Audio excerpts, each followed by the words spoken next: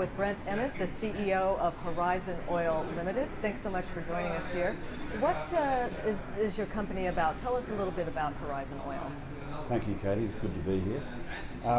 Horizon Oil is an Australian listed public company that a group of us got involved with about 10 years ago, and we've been building it up into what we hope will eventually be a leading E&P company in Southeast Asia. We have a very important shareholder in Singapore, IMC, who own 25% of the company. So we do like to be seen in this region.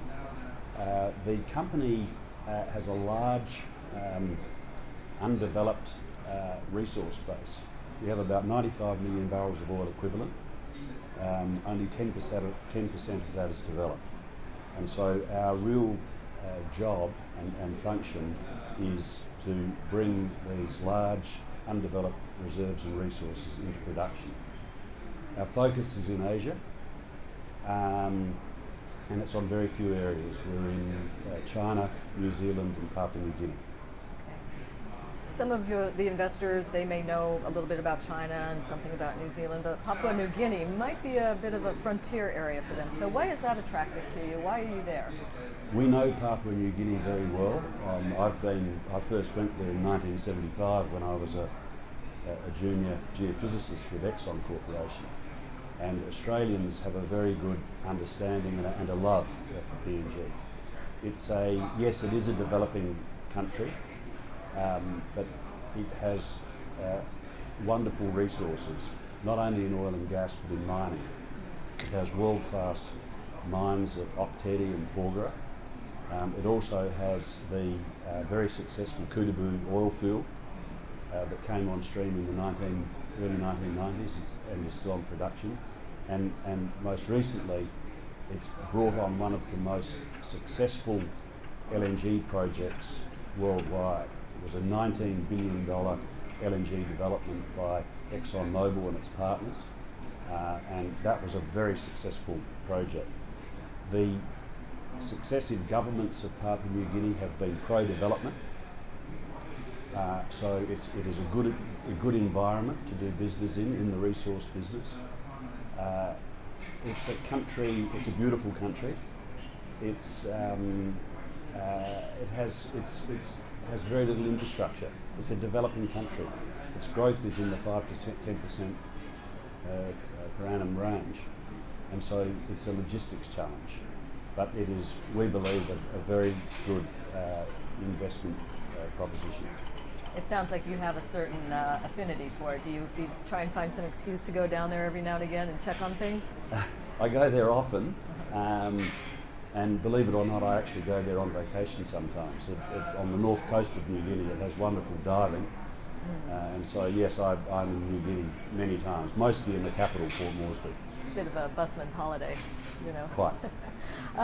So I understand that 2014 was a year of firsts for Horizon Oil. What were some of those firsts? It was, as I said earlier, we started this as a very small company. It was about a $30 million market cap company.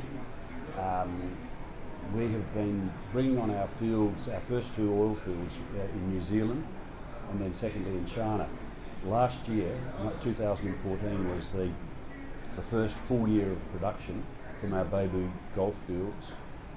So we had record production. We had operating income, pre-tax operating income from our fields of almost $100 million. And so it was, yes, it was on all of the key metrics.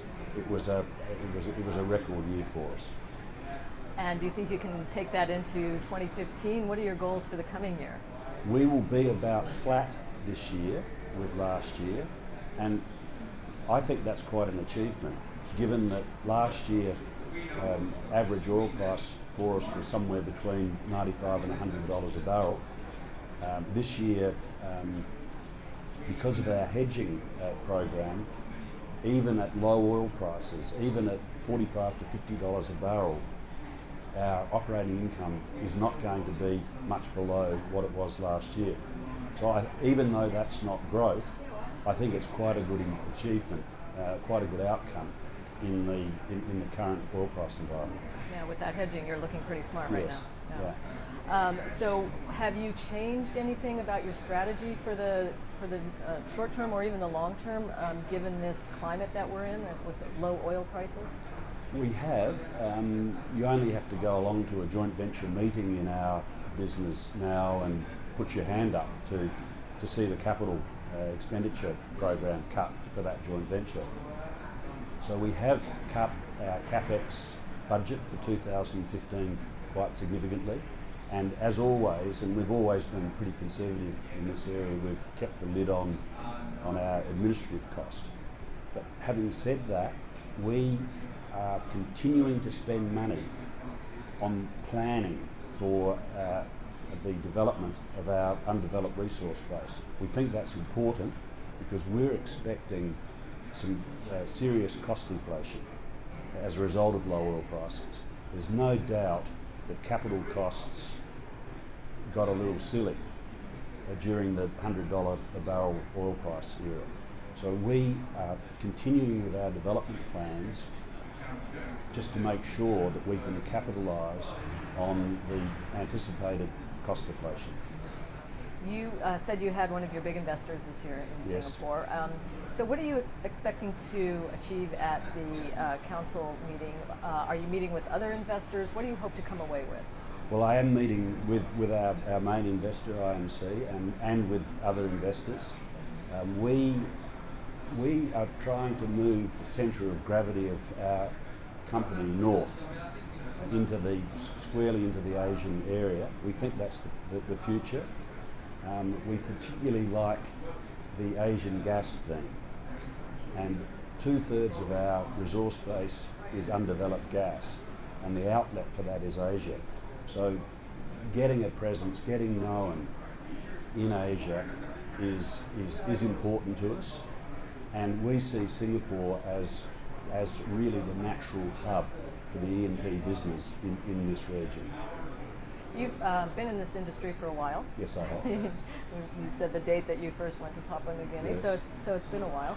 So you've seen some good times and some bad times. Yeah. Where would you put this current situation in that scale? Are you more worried now, or do you just see this as a trend and the cycle will come back? Yeah. The latter. I see it very much as being just a part of the natural cycle that our business goes through.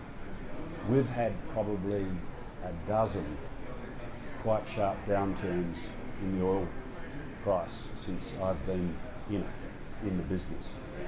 The main ones I remember, and you remember these things indelibly, 1986, 1998, the fall in October of 2008 to a price of $38 on Christmas Eve that year. But every one of those falls from every one of those falls, there's been a strong recovery in the oil price. And of all of those falls, the downturn normally lasts, it's less than a year. It's 6 months to a year. And I think in this case, the arguments are for that downturn to be a shorter period than that, before we start to see some recovery in the price. So you're positioning yourself now to take advantage of that. We're in two ways. As I said earlier, we want to take advantage of the inevitable reduction in capital costs, and I expect that to be 20 to 25%. So we want to be in a position to start letting contracts for some of our development projects to take advantage of that. The second thing, and I think it's most difficult in these downturns to think about new business, but really when you reflect on all of those other downturns that I talked about, it was during those downturns that companies really did well, and the ones that did well set the scene for the future. And what we'd like to do is in effect take out the equivalent of an out of the money long-dated call option on a good play that we don't have to spend too much money on now, but that will have real value as the oil price recovers. In other words, bargain hunting. Bargain hunting, it's sort of opportunism is the way I characterise it.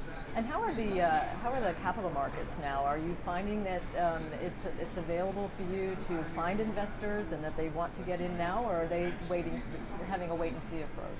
Having a wait and see approach. It's our share price is like everybody else in the small to mid cap area. It's been absolutely belted with the low commodity price. So we're not happy about that. No, there's I would not want to be raising equity in this market, put it this way. We don't need to raise equity, but I wouldn't want to be doing it. Okay, I don't want to end on a negative note, so I'll ask you, what are you looking forward to in 2015? What I'm looking forward to is our planning exercise for our new development projects. I'm looking forward to some kind of a breakthrough on how we're going to get our New Guinea gas into the market. 2/3 of our resources are New Guinea gas, and that is a real company maker for us. So I'm hoping that we'll see a pathway to commercialise that develop in 2015, and already we're seeing some signs of some interesting things going on in that area. Great, I wish you luck. Thank you, Kate. We've been speaking with Brent Emmett, the CEO of Horizon Oil Limited.